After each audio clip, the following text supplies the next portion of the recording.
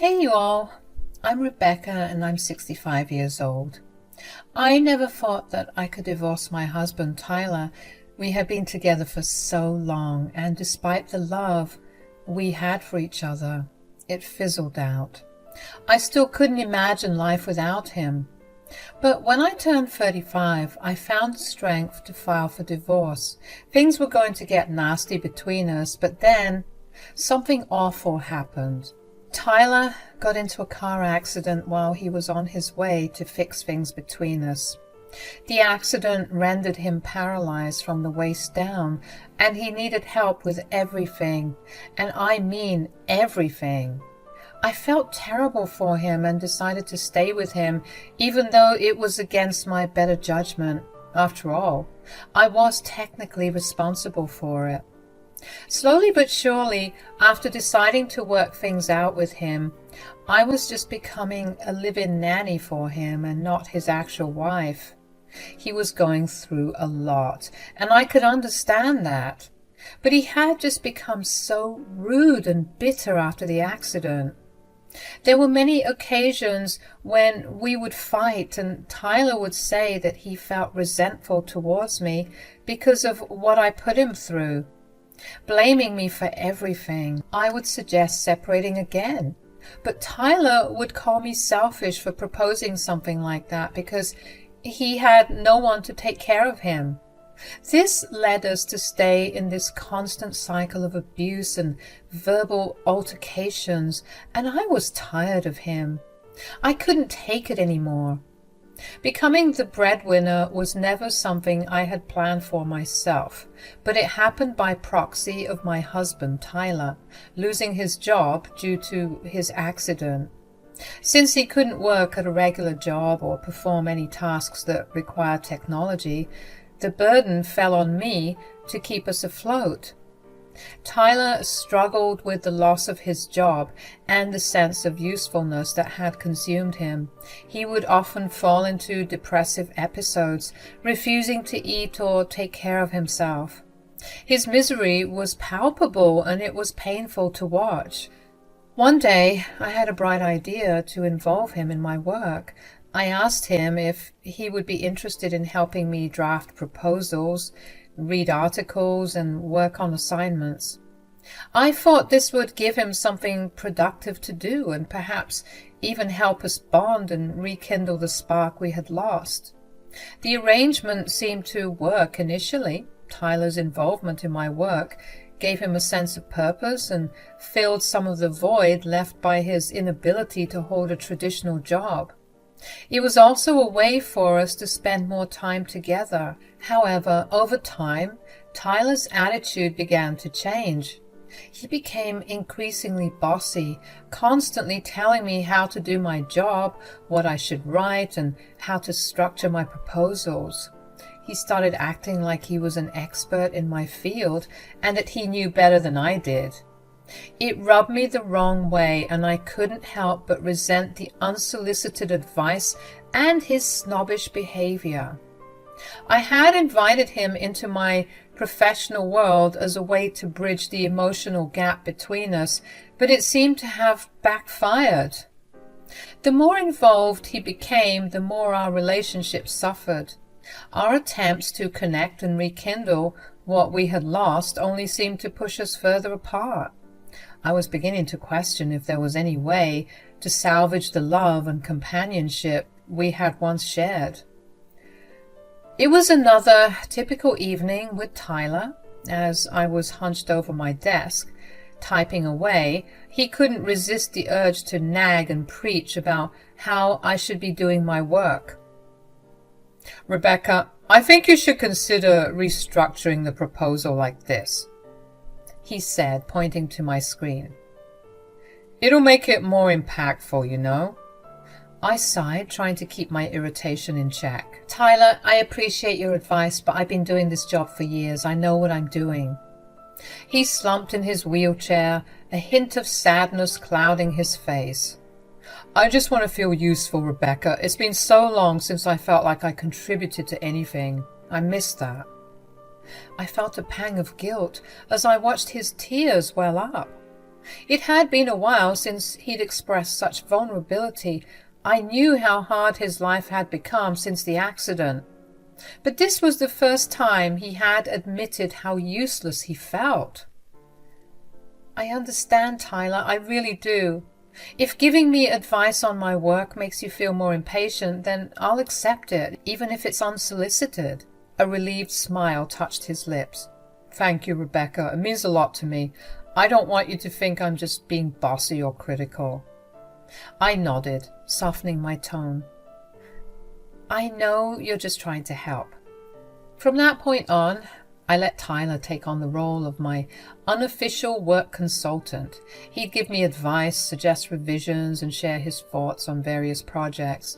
It wasn't always easy, as his recommendations sometimes felt overbearing, but I knew it was essential for his self-esteem. Over time, Tyler seemed to gain some sense of purpose and fulfillment. He no longer broke down in despair as much, and our arguments became less frequent. We had both made sacrifices for our relationship, and if this was what it took to help him find a sense of worth, then I was willing to endure his nagging and unsolicited advice. But obviously, this was taking a toll on me, and it turns out you can't keep piling on emotional labor on someone. One day, their back will break. Tyler's newfound involvement in my work started as a well-intentioned effort to boost his self-esteem, but it quickly evolved into an overwhelming and contentious part of our relationship. Even after that initial discussion, I had to constantly bite my tongue, as Tyler became increasingly critical and demanding. "You're late to work again, Rebecca," he chastised me one morning. "You can't afford to be lazy, you know. You have a job to do." I gritted my teeth, trying to maintain my composure. His comments always stung, and I felt like he was doing it on purpose, but I had grown accustomed to these outbursts. I couldn't remember the last time I'd had a peaceful morning without his relentless reminders. The fights between us had become more frequent. I tried to avoid confrontation, but Tyler was volatile, and it was impossible to predict what might set him off.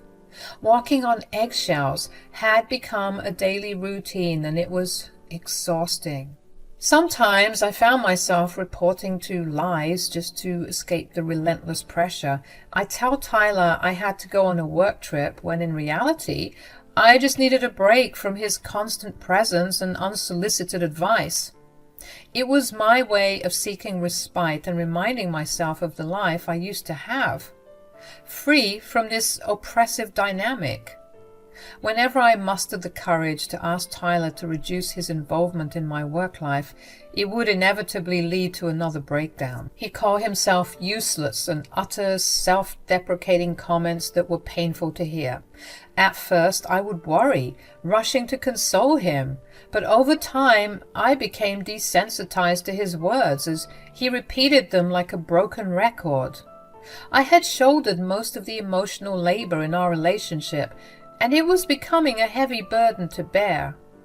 As I watched happy couples on the street reminiscing about my younger, carefree days, I couldn't help but feel a growing resentment towards my husband. It wasn't his paralysis that fueled my resentment. It was the emotional turmoil and constant scrutiny that had taken over our lives. The love we once shared had dissipated, replaced by a sense of frustration. I was suffocating in my own life, trapped in a never-ending cycle of emotional turmoil. The woman I once was had vanished, replaced by the weary caretaker of an ailing and bitter husband. It was a life I could have never anticipated or desired. As I reached my 60s, I'd stopped complaining altogether. There was a sense of resignation that had settled within me. When Tyler would argue or berate me, I would nod or admit he was right, hoping to avoid confrontations and maintain a semblance of peace. Tyler, however, latched onto my compliance, using it as a tool to assert his dominance further. He'd become even more demanding, insisting that I work harder and make more money. I was no longer a spring chicken, and there were days when I would fall ill, hoping for some understanding and compassion, but Tyler showed neither. He expected me to cater to him while simultaneously generating income. Hopelessness engulfed me, and I spiraled into a deep depression. There were days when I didn't have the strength to get out of bed, unable to bear the weight of my life. During one of these spells, I holed up in my room for 2 days, despite Tyler banging on the door. In a moment of panic, convinced I had passed away, Tyler called 911. The police forcibly entered the room and found me alive, but looking as if I was slowly wasting away due to my overwhelming misery. Admitted to a psychiatric ward, I spent days receiving counseling and therapy, which offered a brief respite from the relentless pressure at home. I wished that those days could have stretched on forever, away from Tyler's constant bitterness and complaints. Upon my return, I couldn't help but feel a sense of nostalgia for those few days of peace. Tyler had resumed his usual routine, and I was left wondering if there would ever be an escape from the bleak reality of our lives. 5 more years had passed, and now I had reached the age of 65. Retirement was finally within my grasp, a time to enjoy the fruits of my labor, and at last find some relaxation in my life. I mustered the courage to mention my retirement plans to Tyler, hoping he would understand the need for this transition. However, his reaction was far from what I expected. He erupted, his voice thundering with anger as he accused me of being selfish. Confused and taken aback, I asked him why he was so livid. He didn't mince words, berating me for considering retirement. According to him, he needed me to continue working to cover his mounting medical bills and household expenses. Tyler argued that there was no way we could sustain ourselves on my pension alone, and he demanded that I remain employed. In his eyes, I was the sole financial lifeline, and he clung to the belief that my continued labor was necessary for our survival. Part of me wanted to reveal a hidden fact I kept for years, that I had a robust Roth IRA and a substantial pension fund. I had invested diligently from the age of 35, right around the time we had contemplated divorce, which is why he didn't know about it. But the chaotic path our life took after we reconciled had pushed that information aside because we had bigger fish to fry, obviously, and I hadn't seen the need to share it with Tyler. Now, as he berated me for my alleged selfishness, the opportunity to divulge the truth presented itself. However, something about his selfishness, his anger, and his ungrateful attitude held me back. It seemed that my sacrifices, care, and support for him over the years had gone unnoticed, unacknowledged, and unappreciated. The idea of providing more financial security when I had already given so much was a breaking point. I exploded, releasing years of pent-up frustration. The emotions I had kept suppressed for so long burst forth, and I confronted him. I labeled him as selfish and ungrateful, reminding him of the sacrifices I had made throughout our tumultuous journey. Tyler, you ungrateful pig. You have no idea what I've sacrificed for you. I've wasted the last 30 years dealing with your BS. I've given you everything. And this is how you repay me? With insults and accusations? How dare you? You're nothing without me. You realize that. You'd be rotting in your own misery if it weren't for my care and support. I've bent over backwards to cater to your every need, and this is how you treat me. You think you can just demand and expect me to be at your beck and call? Well, you've got another thing coming. You better start showing some respect, or maybe I should just leave you to rot all on your own. You can see how well you fare without the lazy and selfish wife you seem to think I am. The weight of my words hung in the air, echoing in the room. It was a moment of reckoning, and I had finally found my voice, asserting my worth and demanding the respect I had long deserved. You'd think that after an ear-beating like that, he would finally shut up and stop his crap. But boy, oh boy, was I wrong. Tyler's voice was charged with frustration as he retaliated.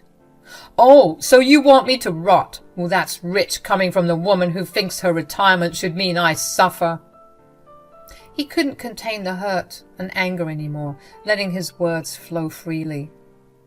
You've done nothing but hold me back and make me feel miserable. I wish I had a wife who hadn't let herself go, who had enough money to take us on vacations and make our lives better. Everything is your fault. I wouldn't be in this damn wheelchair if you hadn't tried to end things with me so prematurely, trying to throw away our marriage like it was nothing. But now I'm suspecting that you might have been right. I couldn't believe the audacity of Tyler. After our heated argument, he had the nerve to wake me up in the morning by splashing water on my face. I was furious, my emotions still raw from the fight the night before. I yelled at him, demanding to know what he thought he was doing. Tyler, with a smug expression, told me that I needed to get up and head to work. He insisted that I had to inform my company that I wasn't retiring yet, and that I would work for a few more years. I was baffled and disheartened because I had already put in my notice, and he knew that. His next words left me in shock. He threatened to kick me out of our home if I didn't comply. I never imagined that he would resort to such an extreme measure just because I wanted to retire and enjoy the later years of my life. Instead of arguing with him or begging for his forgiveness, I decided to take him seriously. I began to calmly pack up my belongings, believing that it was time to finally put an end to our tumultuous relationship. Tyler had pushed me beyond my limits, and I couldn't take it anymore. As I methodically packed my things, Tyler started to realize the severity of the situation. He desperately pleaded with me, apologizing, telling me how much he needed me, but it was too late. I had given him years of my life, and he had drained me emotionally and mentally. There was nothing left for me to offer.